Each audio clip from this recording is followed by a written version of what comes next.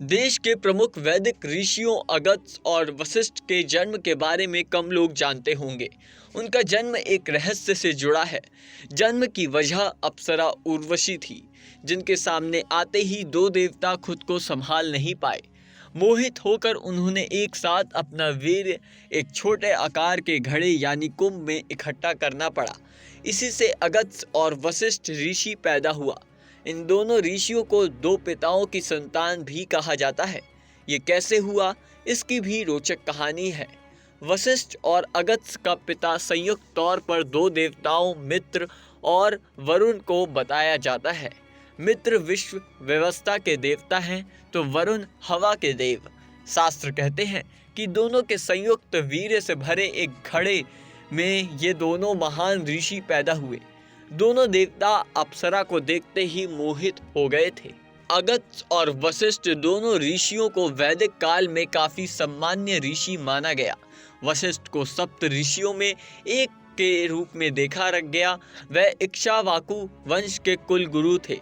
रामायण में वही भगवान राम को अपने साथ वन लेकर गए, जिससे राम असुरों का नाश कर सके और ऋषि मुनि अपनी साधना कर सके। अगस्त्य भी कुछ परंपराओं में सप्त ऋषि। वैदिक काल में उन्होंने समुद्र का पानी पी लिया था, तो विंध्य पर्वत को दक्षिण की ओर जाने के लिए कहा। आपको बता दें, अगस्त्य को दक्षिण भारत में वैदिक धर्म और संस्कृति के प्रचार का श्रेय दिया जाता है। मत्स्य पुराण और रामायण के अनुसार उन्होंने दक्षिण की यात्रा की और तमिल परंपराओं को प्रभावित किया। लोपामुद्रा उनकी पत्नी थी। वह सुंदर और विदुषी होने के साथ कवयित्री भी थी। वह विदर्भ के राजा की पुत्री। कुछ कथाओं में लोपामुद्रा को अगस्त्य की तपस्या और दक्षिण भारत के उनके मिशन में सहायिका बताया गया है।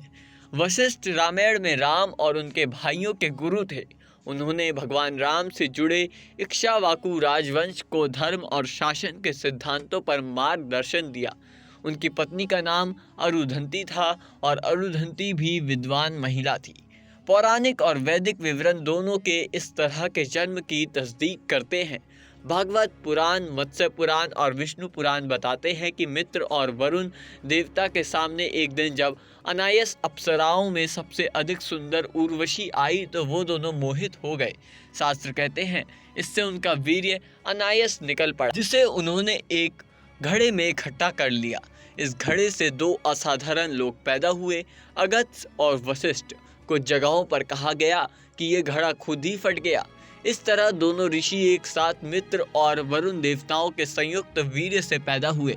इसीलिए उन्हें कभी कभी मैत्र वरुणी कहा जाता है। वशिष्ठ को बड़ा भाई और अगस्त्य को छोटा भाई माना जाता है, जो ऋग्वेद में उनके दैवीय उत्पत्ति के बारे में बताता है। मत्स्य पुराण कहता है उर्वशी का सौंदर्य इतना प्रभावशाली था कि इसने इन देवताओं की संयमशीलता को भंग कर दिया। भागवत पुराण स्पष्ट रूप से उर्वशी के मोहित करने पर मित्र और वरुण देवताओं के वीर्य से एक घड़े में वत्स्य और वशिष्ठ के जन्म के बारे में कहता है। विष्णु पुराण भी इस बारे में बताता है। उर्वशी के बारे में कहा जाता है उसे देखकर अच्छे खासे ऋषियों की तपस्या भंग हो जाती थी। वह अप्सराओं में सबसे रूपवती और सुंदर। उनकी सुंदरता इतनी अद्भुत और तपस्या भंग करने वाली थी कि महान ऋषि भी उनके सम्मोहन से बच नहीं पाते थे। उसे खास तौर पर देवताओं द्वारा धरती पर ऋषियों की तपस्या भंग करने के लिए विशेष रूप से भेजा जाता था। ऋषि भी मनुष्य ही थे और इंद्रियों पर नियंत्रण साधन हमेशा आसान नहीं होता।